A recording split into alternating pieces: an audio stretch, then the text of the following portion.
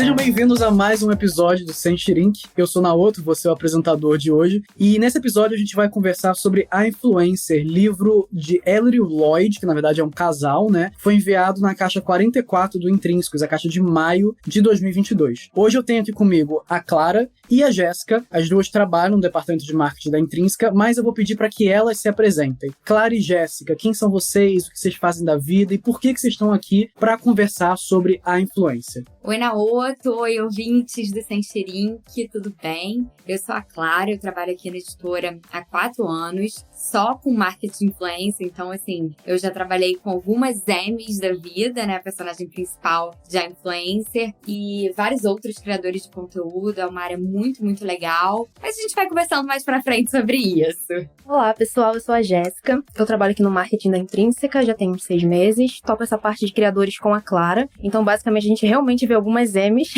muitas, na verdade, mas tá sendo bem legal, e eu tenho um pouquinho dessa visão também de influencer, porque teve uma época da minha vida que eu quis ser influencer literária, cismei com isso e foi uma coisa bem legal, assim. Então é legal ter essa visão dos dois lados, né? De trabalhar com isso hoje, que é um campo que eu gosto muito, e já ter meio que tido um gostinho dessa vida aí de influencer que a gente vê muito no livro. Importante falar que Amy, por algum momento, passou pela minha cabeça que era, tipo, uma pessoa muito ruim, mas Amy é o nome da protagonista de A Influencer. E eu pedi pra Clara falar um pouco sobre o que se trata esse livro. Acho que o título, enfim, é bem claro, mas ele tem umas nuances ali de thriller, ele tem um negócio diferente. Então, Clara, qual é a história de A Influencer?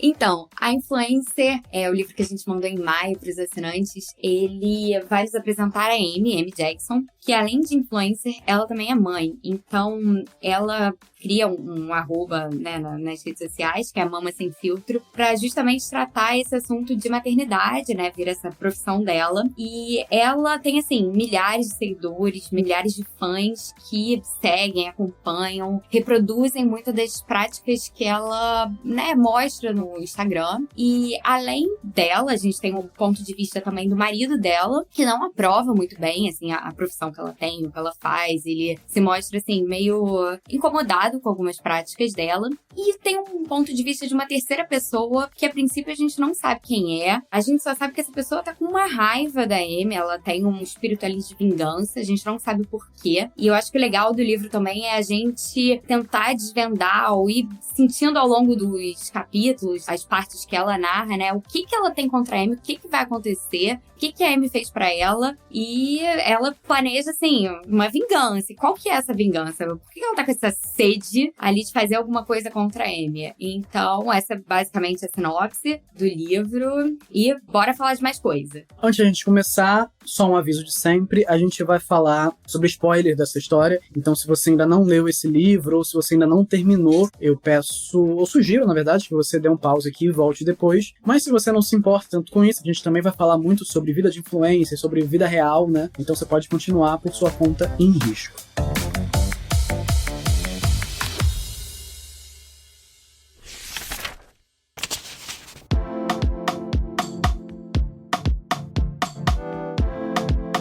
Bom, na história de A Influencer, Amy, ela não fica famosa de um dia para o outro, né? É um caminho que ela vai planejando em muitos passos e de muitas formas diferentes e que não se limita só a ela. Ela tem, claro, como a Clara falou, o marido dela, ela tem também os filhos e ela tem uma agente que é muito feroz, que tá ali focada em fazer com que a marca Mama Sem Filtro seja uma coisa muito grande e que também é uma assistente pessoal para ajudar ela nas demandas diárias das crianças ou de, enfim, de coisas do dia a dia. Clara e Jéssica, vocês trabalham com isso todos os dias, a Clara trabalha há 4 anos, inclusive. Eu queria entender um pouco como é que funciona essa vida de influenciador, porque a gente tem muito essa visão de que, na verdade, é o que a pessoa posta no Instagram, é o que tá ali no Stories, é fama, é glamour, é tudo, é recebidos e é coisas legais acontecendo, mas a gente não pensa que tem um agente, a gente não pensa que tem uma intenção por trás de tudo que eles fazem. Todos esses criadores, eles têm um agente, como a Amy, tem uma agência que cuida dessas contas, como é que é o time por trás disso, todo mundo tem um assistente pessoal também que tá sempre ali carregando a bolsa, a pessoa pede água, pede um cafezinho, vai lá buscar. Como é que funciona isso de uma forma mais geral e da experiência de vocês?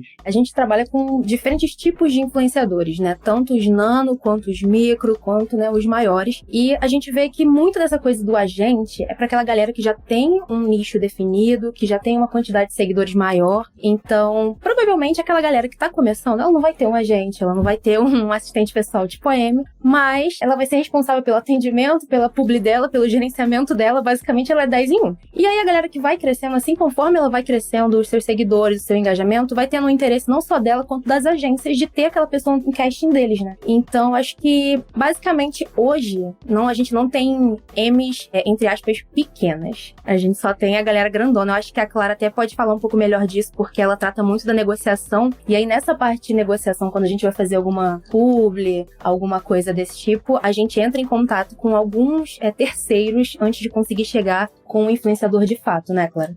Assim, foi basicamente isso que a Jéssica falou. Quando você tá começando, você ainda não tem uma estrutura para ter um assistente ou um agente, porque justamente quando a pessoa tá começando, ela não tem como, às vezes, bancar, porque isso, né, requer uns custos. Então, a gente aqui já tratou e trata, assim, com pessoas de diferentes nichos e que podem ter agentes ou não. A pessoa, quando ela é pequenininha, geralmente a gente fala direto, e uma dica, assim, pra você que quer ser influenciador, pra você que é influenciador, é sempre deixar o seu e-mail de contato na bio do Instagram. Porque quando uma pessoa quer te procurar pra fazer um job, é muito importante que você tenha o seu e-mail lá, de verdade. Principalmente se você é a pessoa que se autogerencia. E até quando a Jéssica foi falando um pouco disso, eu lembrei de um conteúdo que a gente fechou pro Intrínsecos Digital, justamente dessa caixa, né? Você, assinante do Intrínsecos, que entra bastante no Intrínsecos Digital, né? Nossa plataforma com conteúdos extras. Pode depois dar uma olhadinha, depois de ouvir esse podcast maravilhoso,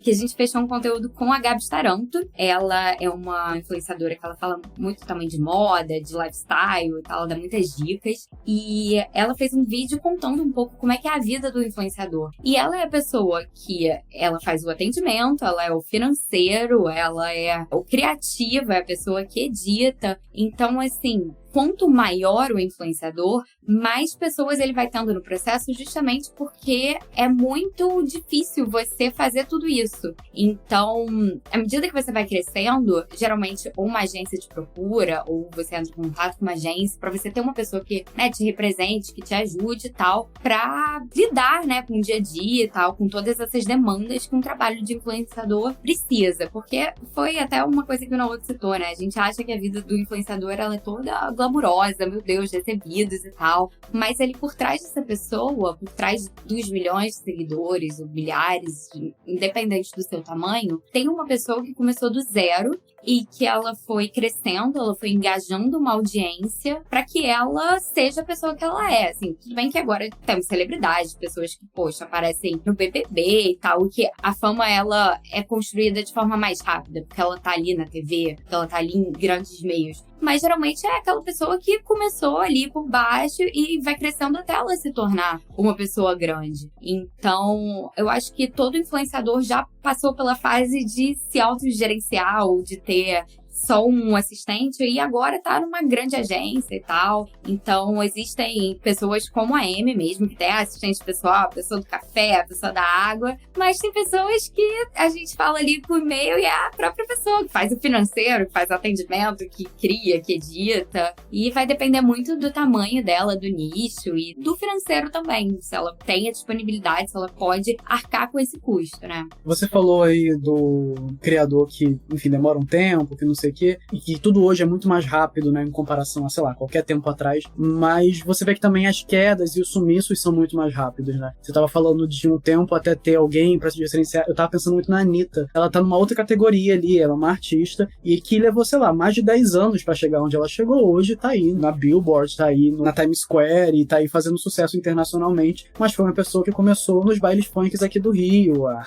MC Larissa, né? E que foi construindo essa imagem pra ela, e claro, com muita garra e também com muita inteligência, né? Não só, claro, ela principalmente de aprender várias línguas e de saber se agenciar e de saber colar com pessoas certas, mas também de pessoas que deram essas dicas para ela ao longo do tempo que foram ajudando ela nessa carreira. E essa coisa também de sumiço rápido me fez pensar muito num trecho que ela cita, que a Amy fala, né, no livro, que ela fala de festas de influenciadores e que na verdade ela fica com um pouco na dúvida e que ela acha que nunca é pela diversão, nunca nunca é pra você se divertir, pra você estar com os amigos, que essas festas são dadas só pra criação de conteúdo, pra você tirar foto numa parede bonita, pra você tirar foto com pessoas que têm mais seguidores que você e pegar mais seguidores. Ela fala também que a própria gravidez dela, né, a autora dá a entender até que essa gravidez dela, na verdade, foi um artifício também pra ela se manter relevante, pra ela pegar um nicho diferente ali, que era o nicho das mães. Então, tem muitos trechos muito legais no livro sobre isso, a Amy reclamando do cabelo, com intenção de começar a receber coisas de marcas de produtos de beleza. E a gente teve recentemente, né, enfim, recentemente quando a gente tá gravando, não sei quando você tá ouvindo, mas o caso do Stories da Boca Rosa, que tinha uma agenda de acordar com xícara de café, 2 boquinhas, colocar horário, story único de 15 segundos dando bom dia e falando algo motivacional. E muita gente ficou chocada em pensar, ou em perceber, ou em lembrar que a rotina de um criador e a rotina de uma rede, ela é planejada. Desde os stories de bom dia até uma fotinha do filho bonitinha ali. Na verdade, fica muito na dúvida do que é ficção, acho que isso se mexe um pouco, o que é ficção e é influencer e o que é realidade. Pessoas como Amy existem, de verdade, pessoas que são de um jeito mais na frente das câmeras ou com os fãs são outros. Será que todo influenciador planeja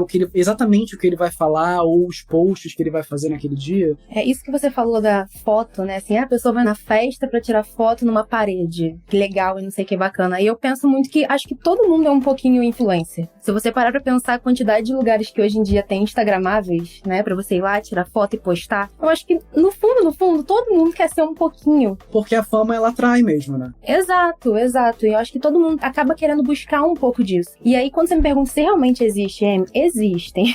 Mas não necessariamente idênticas a Amy, né? Assim, então, eu acho que é necessário a gente pensar que, sim, hoje é uma profissão, influencer é uma profissão, então é necessário ter uma gestão, é necessário ter um planejamento por trás disso. A gente tá lidando com um trabalho. Então, existem posts que são bem programadinhos, nem tudo é, como posso dizer, assim, aleatório. Tem coisa que é bem certinha mesmo, bem estratégica. Essa questão da Boca Rosa, eu acho que a galera ficou um pouquinho surpresa, mais pela questão do filho, né, que cita lá, tipo, a foto do filho. Todo mundo ficou, meu Deus, mas como assim não tem que postar uma foto da criança? Mas, cara, é o dia a dia dela e faz parte da marca dela. E é uma coisa que eu acho que todo mundo comentou na época que talvez... Bom, é o que a gente pensa, né? Ninguém tá ali por trás pra saber de fato, mas a gente pensa que talvez ela não quisesse vincular tanto a marca maternidade e focar mais nas coisas que é da marca dela em si, de maquiagem e tudo mais. Então, precisa de um planejamento. De fato, precisa. Eu acho que as pessoas, assim, principalmente os influenciadores maiores, eles são mais do que pessoas ali, gente como a gente, né, como eu, Jéssica Naoto, são pessoas que viraram marcas. Então, a Boca Rosa, ela é uma marca. Ela mesma falou que o Big Brother, todas as postagens dela durante o Big Brother, né, que é, no caso a equipe dela fazia, tudo isso era programado. Ela ia com uma roupa no paredão de terça-feira e tinha uma foto já com essa roupa, ela segurando um batom, uma base, porque ela é um produto ali. Que inclusive começou com a Manu Gavassi, né? Que quando entrou no Big Brother, ela já tinha um planejamento inteiro no Instagram dela, na época, pra cada coisa que acontecia ali dentro. Cara, isso é muito bizarro, porque eu nem acompanho tanto Big Brother, mas eu lembro que eram vídeos dela falando, gente, eu estou num paredão, e assim, ela pré-gravou todos os cenários possíveis. Isso é num nível de preparação, assim, bizarro. É ela ser eliminada na primeira semana, ela ser eliminada na penúltima semana, ela tá na final, ela não tá na final. Tava tudo já pronto. É bizarro. Não, é isso, né? Ela tem o conteúdo ali, até porque, pra essas pessoas, pra pessoas que viram celebridades, assim, muito rápido, é muito importante você ter uma rede ali que gera engajamento. Então, às vezes, só a foto da pessoa, mutirão, não sei o que, ali durante a participação dela no Big Brother, ela não vai dar, às vezes, aquele engajamento, ela não vai ter mais pessoas, assim, seguindo só por isso, curtidas e tal. Então, é importante ela ter um conteúdo. Não que, né, todo mundo precise de um conteúdo pré-gravado, mas foi uma estratégia, foi uma sacada da Manu Gavassi, muito inteligente, dela ter a rede dela ali bombando, mesmo com ela dentro da casa. Então, eu acho que até nesse Big Brother, o primeiro que começou, que já tinha, né, influenciadores e tal, foi muito bizarro, porque teve um crescimento muito grande nas redes. Eu acho que foi, assim, a época que a galera seguia muito, elas saíram, assim, com milhões de seguidores, milhões mesmo, até o Minha, a Rafa, a Manu. Então, assim, é uma oportunidade enorme de crescer, as duas tiveram estratégias ótimas, assim, de, né, estarem com a marca lá no topo. E eu acho, assim, que o que a Boca Rosa faz, isso foi muito condenado, teve seus dois lados, né, como a Jéssica disse, mas ela é uma marca, e as marcas se planejam, as marcas, ela não quer só vender o estilo de vida dela, ela quer vender os produtos, e não que isso esteja errado, mas ela, né, capitaliza o dinheiro com base no que ela posta. Então, o planejamento é importante. Assim, é claro que ela também tem a parcela de fãs que querem ver o filho dela, então ela precisa incluir isso. Mas eu acho que aquilo só mostrou para as pessoas todos esses lados da profissão influenciadora. Eu acho que o público conseguiu ver e se chocou da forma positiva ou da forma negativa, né? De como é o trabalho ali do influenciador diariamente, como é a organização dele, que ele pode, né, ter os 3 stories da criança e tal, ou ele pode fazer da moda que ele quer também, porque não existe uma receita de bolo pra você crescer, pra você ter o melhor engajamento, ou pros seus stories bombarem, pro algoritmo falar, não, hoje a gente vai mostrar os stories da Jéssica. Não tem isso. Então, é a forma como as pessoas vão percebendo que o público reage, que o público, né, vai engajar. Eu acho que a Boca Rosa teve uma boa sacada, mas nem todo mundo, né? Eu acho que até tem a sua opinião, nem todo mundo formou uma opinião sobre o que foi mostrado. Mas gente, essa é a rotina de influenciadores mesmo, assim, principalmente aqueles que têm agentes ou agências mesmo por trás, gerenciando todo o conteúdo que aquela pessoa posta. E é muito doido pensar em como essas coisas mudam, né? Você falou do Big Brother e a gente já viu uma época em que, na verdade, todas as celebridades eram artistas ou estavam minimamente na televisão, né? Uma época pré-internet. E todas elas pareciam muito perfeitas, assim. Eu lembro também dos Abismos, né? O livro da Pilar Quintana, que a gente viu recentemente no Intrínsecos, que tem essa personagem que tem uma obsessão pelas estrelas, que tem pensamentos suicidas ou que tem problemas de saúde. E isso não era muito comum, né? De ser tão exposto. Era sempre um escândalo pré-anos 2000. Ainda hoje a gente tem pessoas que sobrevivem, que não foram extintas com essa atualização, né? Kim Kardashian, por exemplo, que vive ainda essa vida perfeita e que vende ainda essa vida perfeita, mas assim como a Amy também, a gente tem muito influenciador, enfim, web celebridades, né, que vendem hoje uma coisa mais pessoal, deixando bem claro ali suas imperfeições. A Amy tem um trecho que eu acho incrível, que ela fala que a casa dela estava milimetricamente bagunçada, pra não dar a impressão de que ela tem recursos ou que ela tem tempo de cuidar da casa enquanto cuida do filho, mas também pra não causar um nojo, né, um afastamento do público ali. Então tinha que ser na medida perfeita pra pessoa falar, olha, até que a casa dela também não é arrumadinha, a casa dela tem bagunçada e tal. E hoje a gente vive muito esse momento onde os criadores, não só do Big Brother, eu acho que o Big Brother era uma grande vitrine, que a gente percebeu isso desde a primeira edição, que eram completos desconhecidos, em que a grande graça era ver a vida das pessoas, até, sei lá, eu não sei exatamente, talvez vocês saibam qual edição começou o camarote, começou a colocar pessoas famosas. Foi justamente a edição da Manu Gavassi, assim, foi o primeiro, foi com... De celebridade, ele tinha a Manu Gavassi, tinha a Rafa Kalimann, tinha a Mari Gonzalez, assim, que não eram nem... Não desmerecendo o trabalho delas, mas assim, nem eram pessoas que a galera considerava, tipo, meu Deus, gigante. Tinha muita gente que não era conhecida pelo público geral, que nunca tinha aparecido na TV e tal. Então, assim, todas têm uma profissão ali, todas eram influenciadoras, ou às vezes atores, atrizes. Teve bastante gente naquele Big Brother, mas assim, nem todo mundo era tão conhecido, nem todo mundo era um global, vamos dizer assim, né? E o grande público, a grande massa que assiste o Big Brother conhecia. Então, mas é justamente esse o ponto, porque eu acho que se colocar assim, sei lá, Cauã Raymond no Big Brother, ele é um cara que ele tá aí na televisão há mais de 20 anos. Ele é um cara em que ele já te vendeu que ele tem a vida perfeita, mesmo que ele tenha, sei lá, separação, problemas, que não sei o quê. Ele é um cara que você olha e fala, nossa, ele é rico, ele é famoso, ele tem... A partir do momento que você coloca um influenciador que, também não desmerecendo, mas que tá ali no meio do caminho entre uma pessoa que está surgindo agora, que tem toda a chance de mostrar quem ela é e que pode chegar num nível absurdo, como essas pessoas chegam depois do reality, é o momento em que a internet, que as pessoas que acompanham olham e falam, tá aí, eu poderia ser esse cara. Eu não posso ser o Cauã, que tá há 20 anos numa carreira bem estabelecida, mas eu posso ser essa pessoa que começou agora, eu posso estar lá no Big Brother, eu posso explodir também, eu posso ir pra todos os lugares. E isso cria nichos cada vez menores dentro da internet. Então, a Amy, você tem o nicho das pessoas que têm filhos e que não gostam de vender a maternidade perfeita. Você tem nichos de pessoas que viajam, mas fazem mochilões com pouco dinheiro. Você tem nicho das pessoas que mostram realmente como é a viagem de uma pessoa que tem muito dinheiro. Eu quero saber da opinião de vocês, por que vocês acham que isso mudou? Claro, tem muito a ver com a internet, né? E de como a gente consome esse conteúdo, mas quais efeitos isso tem não só para os criadores, como também pra gente que consome esse tipo de conteúdo, de quebrar essa imagem da perfeição, ao mesmo tempo que tá super exaltando a imperfeição, e se fechando dentro de um nicho. Eu sigo hoje pessoas no meu Instagram, não necessariamente pessoas muito grandes, né? Mas influenciadores que falam de assuntos que eu gosto. E coisas que eu não me interesso, eu simplesmente não tô aí. Então, vocês mesmos aqui, durante o dia, às vezes citam nomes que a gente quem é essa pessoa. E todo mundo vira pra mim e fala, meu Deus, como é que você não conhece a pessoa? Mas porque não é meu nicho. E eu acredito que eu falando também, já aconteceu várias vezes, eu falar com vocês de pessoas, e você fala, nossa, mas quem é essa pessoa? Eu nunca ouvi falar. Então, foi uma pergunta extensa, mas eu quero entender por que isso mudou, o que vocês acham por que isso mudou, e quais efeitos que esses micronichos geram, não só na gente, mas também na expansão aí de figuras públicas e de influenciadores e criadores. Com o crescimento dessas redes sociais que mostram muito imagem, não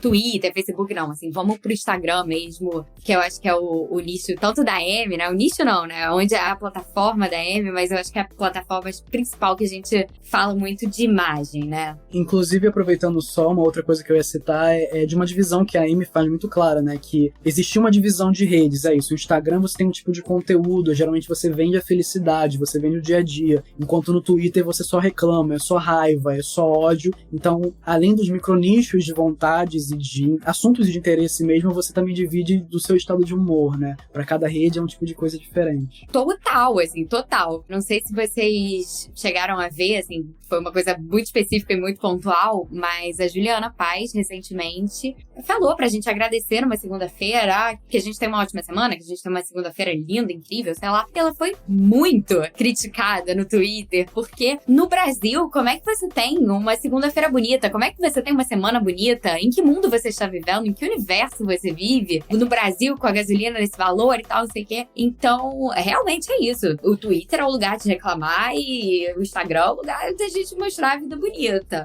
Assim, infelizmente, eu acho que é muito isso. Como a Amy mesmo citou, a gente tem redes sociais que acabam tendo os seus próprios assuntos. As primeiras pessoas que a gente admirava, assim, que a gente queria ser, como você mesmo falou, né? O Cauã Raymond, eram as pessoas que a gente via na TV. Eram as grandes celebridades, atores, atrizes, cantoras. E elas têm aquele mundo que é utópico para todo mundo que é gente como a gente, né? Que você fala, caramba, meu Deus, e a gente não vai alcançar aquilo. A gente sabe que a gente não vai alcançar aquilo, a menos que a gente, né, se esforce pra ter esse tipo de profissão. E no início era muito assim, a gente admirava aquelas pessoas, a gente via aquelas celebridades lindas, maravilhosas, e seguia, e adorava acompanhar a vida delas. Mas eu acho que no momento em que outras pessoas foram aparecendo assim na internet pra falar sobre a vida, pra gerar o próprio conteúdo, e que eram pessoas que você consegue se relacionar melhor, esse jogo deu uma virada.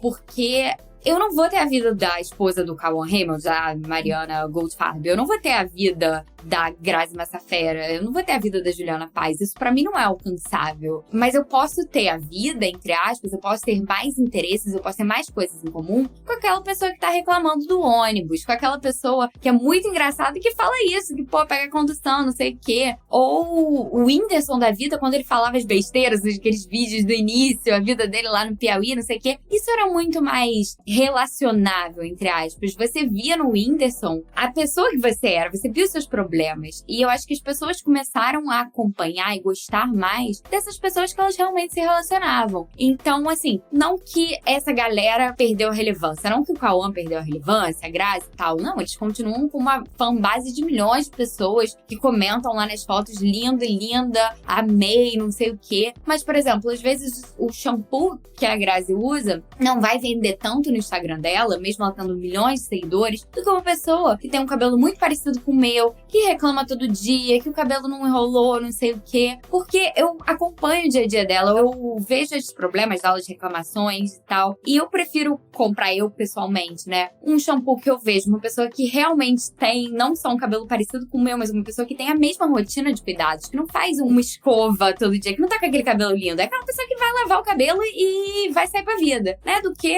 aquele post bem margarina, bem família tradicional, a pessoa só segurando um shampoozinho. Então, acho que esse jogo deu uma virada, esses nichos foram criados, você não tem mais só celebridades grandes e influenciadores com milhões de seguidores, você tem pessoas que influenciam, porque a palavra, né, influenciador, o que é o influenciador? É uma pessoa que influencia. Você tem ali pessoas que são influenciadores, mas que são menores e que tem aquele nicho ali que vai comprar ou que vai te fazer acompanhar aquela vida ali que ela tá vivendo. Não necessariamente uma vida de celebridade, mas às vezes uma vida mais gente como a gente. A própria Gabs, que eu citei mais cedo, ela é uma influenciadora, ela tem milhares de seguidores, mas ela tem uma vida com quem eu me relaciono muito mais. Então ela fala da blusinha da C&A, eu vou comprar a blusinha da C&A. Porque pra mim é muito mais difícil comprar uma blusinha da Nath Bosa, que é milhares de reais. Mas esses nichos realmente têm as suas peculiaridades. Isso que você falou, tem pessoas que você não vai conhecer, que eu conheço e tal. Isso eu não diria que é um problema, porque a gente não precisa conhecer tudo do mundo, né? Eu acho que a gente vai acompanhar aquilo que a gente gosta. Mas, realmente, assim, às vezes a gente acaba ficando um pouco por fora de alguns assuntos, de alguns... Quem é essa pessoa? Por a gente não acompanhar. E eu acho que tá tudo bem, sabe? Eu acho que a gente ainda vai continuar zoando na outra, tipo, você não conhece a GK, mas a gente não precisa conhecer todo mundo, até porque mais celebridades surgem a cada dia, como mais redes sociais surgem a cada dia, né? O TikTok foi uma coisa, gente, recente. E tem, grandes celebridades no TikTok. Grandes influenciadores lá. Então, tá tudo bem a gente não saber quem é a GK, só descobrir na hora da farofa. Mas, assim, pra gente que trabalha nesse universo, pra gente que vive isso, e a gente que consome isso, que tem que consumir, o que gosta de consumir, é legal. Você tá ali, você vê um gossip do dia, né? Uma tarde de segunda-feira e tal. Você tá a par das fofocas, você tá a par do mundo das celebridades. Mas, assim, tá tudo bem se você não conhece algumas pessoas. O que importa é você consumir aquilo que você, né, acredita que você gosta. E aí, uma coisa meio mãe de Ná agora, será que a gente dá pra prever o que vai acontecer depois? De qual vai ser a próxima grande tendência, assim? Eu acho que é um grande exercício criativo mesmo, porque a internet muda tudo muito rápido, mas além disso, eu acho que tudo vem num rumo muito inesperado, assim. Eu acho que todas as grandes mudanças de comportamento que ela gerou nos últimos, 15 anos, ninguém previa de forma alguma. Eu acho que dá pra ter uma leve ideia de as pessoas vão se falar melhor, vai tudo ser mais exposto, mas eu acho que ninguém esperava o cenário que a gente tem hoje, porque é bom, é ruim, não sei, tá aí. Mas vocês conseguem ver alguma coisa, alguma nova segmentação ou algum novo tipo de nicho que tem surgido ou de tipo de influenciador que tem surgido que pode ser uma tendência no futuro? Bom, acho que o que a gente consegue ver hoje como tendência, pra onde a gente tá caminhando, acho que seriam 2 grandes pontos, né? Seriam os nano-influenciadores, né? Que vão desde aquele professor de inglês que fez um Instagram até o dono da vendinha da esquina, que ele fez um Instagram pra promover o negócio dele. Esses pequenos negócios, né? Que passaram a criar conteúdo nas redes para poder se promover e estão conseguindo. E eu acho que o segundo grande ponto, que acho que é um ponto muito importante, são os Instagrams de curadoria. Então a gente vê que os influenciadores, eles estão cada vez mais sendo cobrados para falar a verdade, né, pros seguidores, para ajudar a galera a navegar nesse mar de informação e de relações digitais que a gente tem na internet. Então eu acho que nesse ponto, a busca pelo real é o que mais pesa, né? Então poderia dizer que, entre aspas, nessa questão meio mãe de Ná, que o futuro seria a criação de conteúdo autêntico, né? Não colocar mais do mesmo, não é você chegar e falar qualquer coisa, sabe? Mas aí minha provocação é, existe conteúdo autêntico? Existe. Pra venda? Existe, porque a partir do momento que você testa alguma coisa e você tá dando a sua opinião verdadeira sobre aquilo, isso é curadoria. Isso é conteúdo autêntico. Não eu receber o dinheiro, né, pra falar que, tipo, isso aqui é maravilhoso, o negócio é uma bosta. Você tá usando aquilo ali chorando, falando, Senhor, o que eu tô fazendo da minha vida? E você tá falando pros seus seguidores, olha que coisa maravilhosa. #publi, pelo amor de Deus. Eu vejo muito, até de algumas pessoas que eu sigo, na verdade, um comportamento que eu acho ok, que é do tipo, não gosto dessa marca, não gosto desse produto, me chamaram pra fazer publi, não vou citar o nome, mas eu não aceitei. E aí essa que é a minha dúvida de se existe um conteúdo autêntico, uma coisa de curadoria, porque eu acho que também é uma exposição que nenhuma marca vai querer se arriscar. E, cara, o que move o mundo é o dinheiro, no fim das contas, assim. Também não sei o quanto seria interessante, não sei. No pensamento capitalista mesmo. Assim, pelo menos a gente que trabalha com galera de livros, eu posso até falar de um exemplo recente de uma pessoa que falou, olha, não gostei do livro. Não acho que minha audiência vai curtir. Eu acho que eu não vou fazer um conteúdo legal. Tudo bem se eu recusar, tudo bem se a gente deixar essa oportunidade e tal. A pessoa foi muito sincera. A gente preza muito pela responsabilidade, pela sinceridade da pessoa. Eu acho que isso é muito importante. E a audiência reconhece. A audiência sabe Porque, assim, não só a gente vê quando a pessoa tá falando, até tem um vídeo da Mari Gonzalez, que foi uma que participou do BBB, a gente tá falando muito de BBB, mas esse tópico, assim, tá sendo legal aqui pra conversa. A Mari, ela participou do BBB junto com a Manu Gavassi, com a Bianca e tal. Ela já tratava, assim, do mundo fitness, ela era uma musa fitness, entre aspas, assim, naquela linha da Pugliese. E ela foi chamada pra um publi, eu acho que era de um shake, de uma bebida, de uma vitamina, sei lá. E quando ela bebe, ela faz uma cara horrível. E essa cara horrível virou um meme. E é muito nítido, porque assim, a gente sabe ali que a pessoa tá fazendo um público, ela só foi paga por isso, e que às vezes ela não gostou do produto, porque ela mesmo não gostou do produto. E ela, né, filmou e ela postou isso e o público viu que ela não gostou do produto. E assim, quem acompanha sabe, às vezes, que botei a Mari Gonzalez pra Cristo aqui, mas, por exemplo, a Mari Gonzalez gosta da marca X de vitamina. Ela toma todo dia a marca X de vitamina. E vem a marca Y chamar ela pra fazer um publi. A audiência dela real que acompanha, então sabe que ela, na verdade, ela só foi chamada pra um publi, pra marca Y. Ela não consome a marca Y. E eu acho que isso do conteúdo autêntico, né? Quem é fã e tal, não só fã, mas quem é engajado e tal, quem é o público daquela pessoa, reconhece, sabe o que é real ou não. E assim, até trazendo nossa Amy Jackson, querida ou não pelas pessoas, fica aí, né, a dúvida. Ela mesma no final, a gente falou que teria spoiler nesse podcast, então eu vou poder falar spoiler. A gente mesmo no final viu que ela se contradisse. Ela foi uma pessoa que falou uma coisa sobre a cama compartilhada, mas aí depois ela disse que ela não usava a cama compartilhada. Então, se você não se mantém real, se você não é autêntico ali, tanto para seus seguidores quanto na sua vida, você vai ser pego na mentira, você vai deslizar. Assim, um momento, as coisas não vão fazer sentido para aquele seguidor, para audiência. Então, a gente sabe quando a pessoa é autêntica ou não, o fã sabe. E minha dica também para você, já dei algumas dicas, se você é ouvinte, quer ser um influenciador, seja o mais autêntico e verdadeiro possível. Até mesmo quando o dinheiro tá aí na sua porta,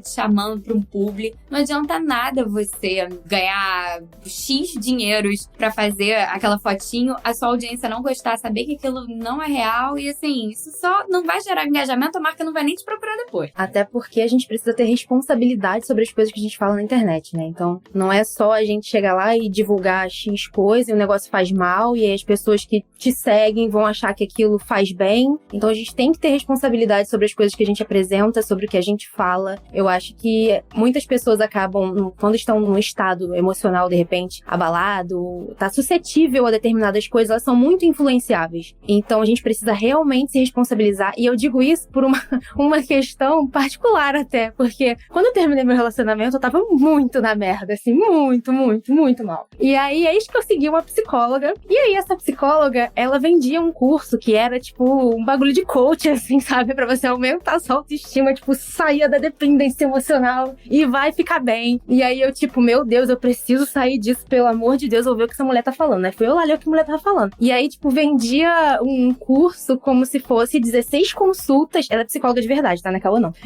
Mas como se fosse 16 consultas com ela. E eu fui lá e paguei, minha filha, a consulta com ela, o curso todo. E depois eu fiquei pensando, depois quando eu tava bem, né? Quando eu finalmente fiquei bem, falei, gente, eu gastei um dinheiro absurdo que eu poderia ter ido só numa psicóloga mesmo me consultar, ao invés de gastar esse dinheiro todo. Então, tipo, ela não tava falando nada errado, não era nada disso, mas pra você ver o quanto a gente fica suscetível às coisas na internet, principalmente se a gente não tiver no momento legal da vida. Então é bom a gente ter responsabilidade sobre o que a gente fala, saber qual é o nosso público, o que a gente vai afetar de fato, porque no final das contas isso conta muito. Alô, Amy Jackson e a avó da criança que faleceu, né? É exatamente isso. A Amy não teve a responsabilidade e a gente não sabe quem tá por trás da tela te acompanhando, né? Você pode ser uma pessoa que realmente precisa de dicas de como fazer a criança dormir, de que leite dar, de qual pomada passar, e se espelha ali naquela pessoa que não é um profissional, que não tem uma formação e tal, ela só compartilha a vida. E é horrível você saber que aquilo é mentira, que na verdade ela não deu leite pra criança, não passou pomada X, ela só ganhou pomada X né, por conta da marca, não sei o quê. Isso não é legal, tanto pra ela como influenciadora, quanto pra audiência mesmo. Foi o que aconteceu. Foi a bendita da cama compartilhada lá que fez a senhora idosa, vovó da criança, ter essa raiva toda contra a Amy. É necessário ter essa responsabilidade, acho que principalmente quando você trata de assuntos tipo essa psicóloga coach, tipo essa moça aí, tipo a Amy, tipo muita gente, tipo coach de emagrecimento, essa galera que fala de coisas que são ainda pontos que é muito nítido que a sociedade, assim, ainda tem isso complicado, nem todo mundo aceita o próprio corpo. Eu mesma não aceitava o meu próprio corpo, seguia um monte de gente, qual dica, qual chá tomar, aqueles cafés, não sei o que. Aí depois que eu fui no nutricionista falou, gente, mas esse café não funciona nada. É melhor você fazer o seu café ali, você coar lá bonitinho, do que você comprar essas fórmulas por R$200, que não vai aumentar a sua adrenalina ali, seus músculos, não vai fazer diferença nenhuma. Então, a gente, quando tá nesse estado, né, foi o estado que a mãe da criança, né, estava. Ela tava desesperada, e às vezes a gente tá assim, e a gente tá assim com diferentes coisas da vida. É relacionamento, é criança, é família, é corpo. Então, a gente quer influencers que sejam reais e autênticos.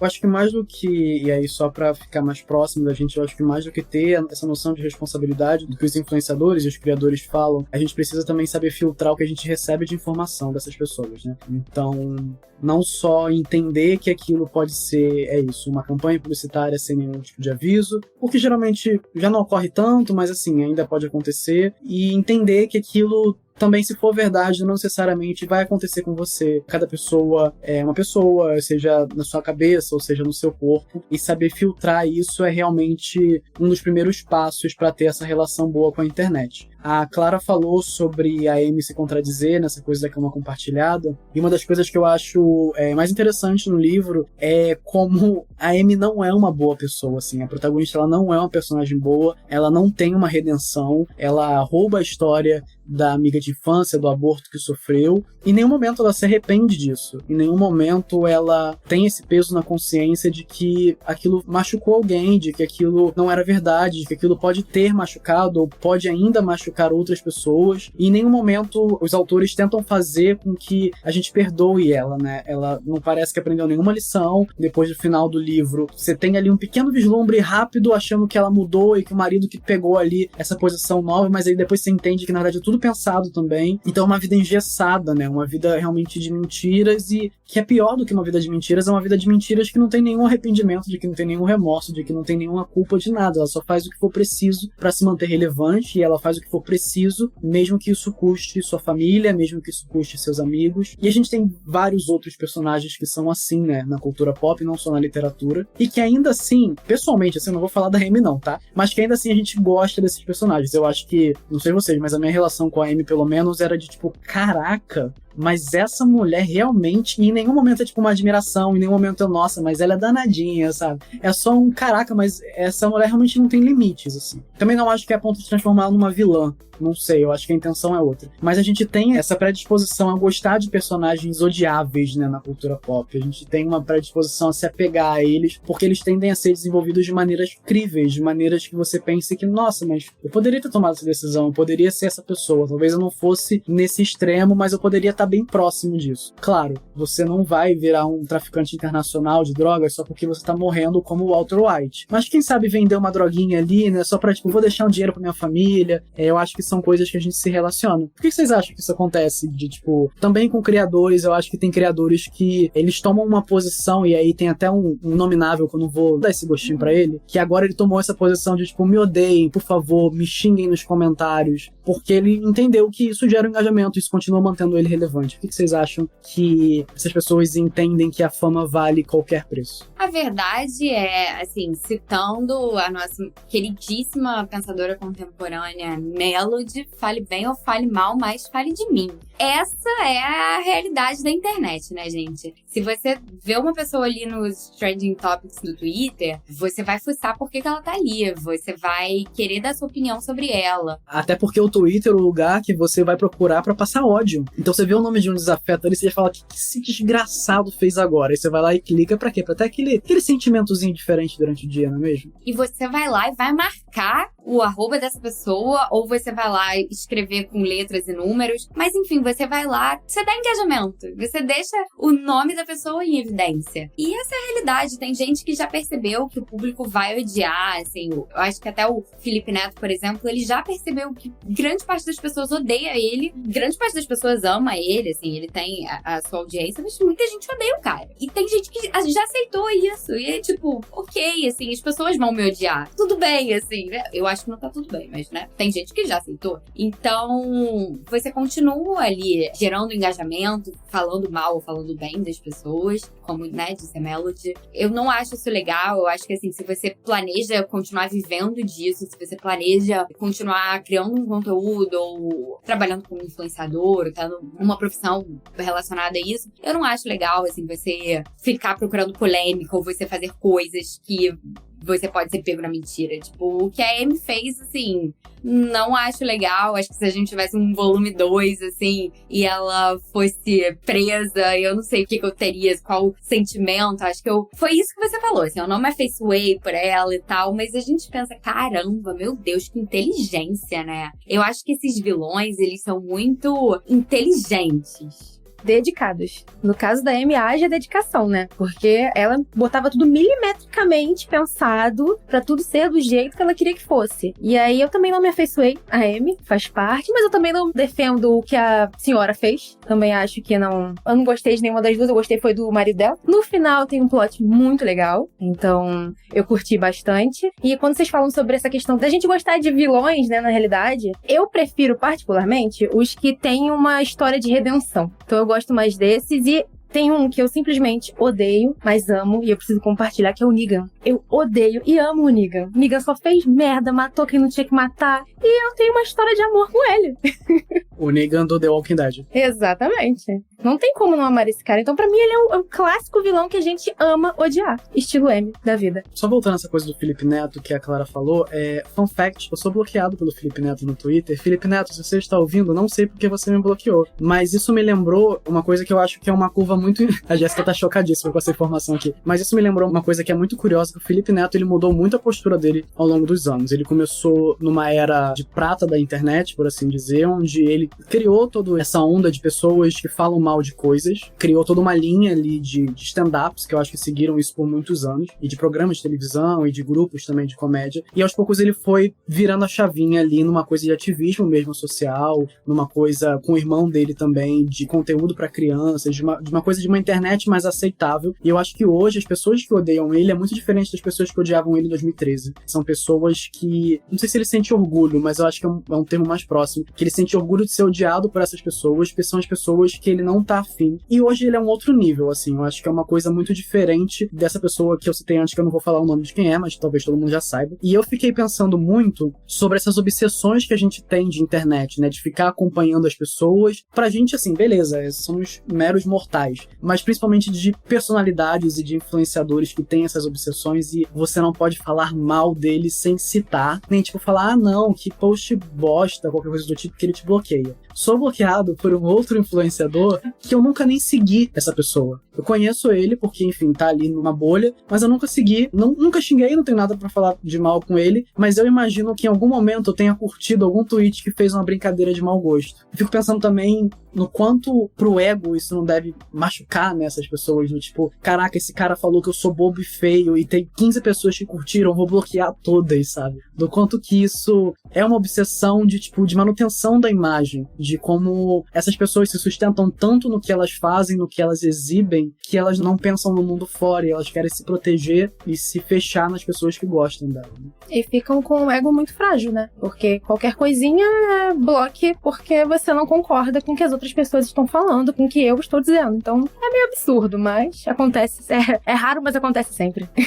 É isso do Felipe Neto, só voltando no assunto, total, assim, eu acho que ele mudou absurdamente, eu acho que é uma pessoa que a gente tem que acompanhar mesmo a trajetória, tem que acompanhar. Foi uma pessoa que mudou a internet, eu acho que ele também, agora, ele faz uma coisa que tá até relacionada com isso que a gente tá falando, que é realmente ir na justiça e contra esses haters, contra essas fake news, porque uma coisa é a gente realmente curtir e tal, e sou um bobo e feio, mas eu acho que agora também, a gente gente tem esses dois lados. A gente tem uma galera que fica com essa soberba, assim, que você não pode falar nada, meu Deus. Você não pode expressar a sua opinião, mas a gente também tem que levar em consideração que existem milhares de pessoas que falam muita coisa errada na internet. Assim, não adianta você se esconder atrás de uma fotinho de, sei lá, de anime ou de celebridade e tal. Gente, pelo amor de Deus, sabe? Tem que ter responsabilidade, não só criadores, vamos lá, não só influenciadores e criadores, todo mundo tem que ter responsabilidade. Porque a internet não é a terra de ninguém. Você tem uma pessoa ali por trás, aquela pessoa influenciadora e tal, por trás ela é uma pessoa, gente. Como todos nós, então não é legal a gente ficar jogando hate por jogar hate. A gente na internet é muito o limite, né? É minha opinião, eu posso falar isso, ou daquele, poxa, só curtir um negocinho, assim, qual que é o limite? Como é que a gente vai lidar com a internet? Não tem uma regulação, não tem um regulamento, você não tem ali como cuidar dessas pessoas, o que você fala, o que você não fala, mas eu acho que, assim, esses grandes influenciadores e tal, estão cada vez mais buscando justiça quando se jogam fake news ou que falam barbaridade, como acontece direto com o Felipe Neto, tipo, ele não falou várias coisas que outras celebridades, que até o presidente falou, que ele disse, que ele postou, não, aquilo era falso, gente. Então, tem que ter muita responsabilidade com aquilo que você compartilha, com aquela notícia que você fala, com aquilo que você manda no grupo do WhatsApp ou que você compartilha no Twitter, porque nem sempre aquilo é verdade, você pode estar atingindo uma pessoa ali, ou jogando um hate, ou iniciando ali uma onda de ódio contra uma pessoa por alguma coisa que às vezes ela nem fez, né? E que pode terminar com um stalker idoso atrás de você querendo vingança.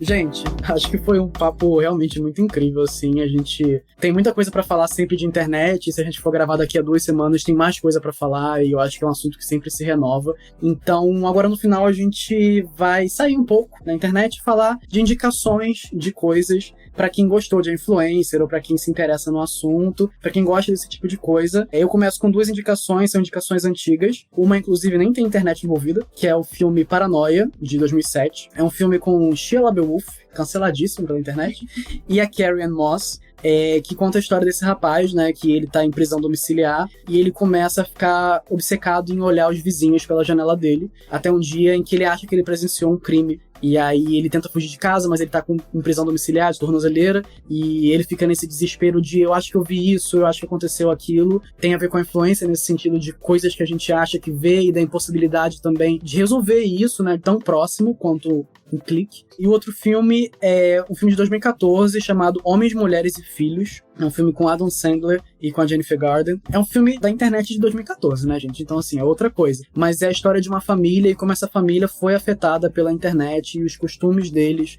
afastaram, enfim, uns dos outros e também de como isso afetou a vida deles de uma forma. É um filme que eu não vejo faz algum tempo, mas eu lembro que das primeiras vezes que eu vi, eu gostei bastante e eu acho que se você não gosta, se você é um hater do Adam Sandler, é um daqueles filmes bons dele, como é o Clique. A minha indicação também é uma indicação antiga, que seria Gossip Girl, que é a pioneira das influencers, né? A garota do blog. Então, eu acho que todo mundo já deve saber sobre o que se trata, mas é basicamente a vida de estudantes de Manhattan, e aí tem uma pessoa por trás de um blog, naquela época antiga de Blackberries, e todo mundo mandava SMS contando da fofoca. Hoje seria no Instagram, facilmente, notificação. Mas, assim, é bem interessante você ver como já era afetado por qualquer coisa que a pessoa postasse na internet sobre outra ou mandasse por SMS, qualquer fofoca, qualquer coisa. Então, fica aí a dica pra quem nunca assistiu Gossip Girl, assista, vale a pena.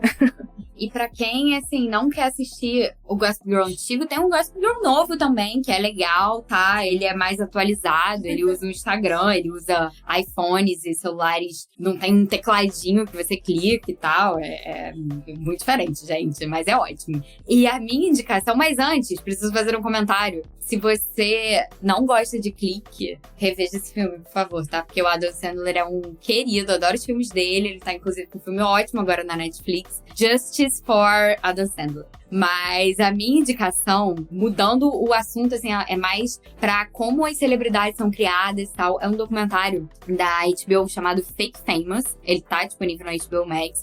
E ele explora ali a fabricação da fama e da cultura, assim, de celebridades, como celebridades são criadas e tal, nesse mundo, né, esse grande universo de influenciadores digitais. Vale muito a pena, assim, pra quem quer entender mais sobre isso e como uma pessoa pode ser criada, assim, como isso tudo pode ser fabricado e tal, pra gente entender bem ali o assunto M, que é muito legal falar, assim, é muito legal falar de influenciadores e tal, desmistificar algumas coisas, falar não, é assim mesmo, precisa ser autêntico, precisa engajar e tal. Acho que esse documentário é bem maneiro.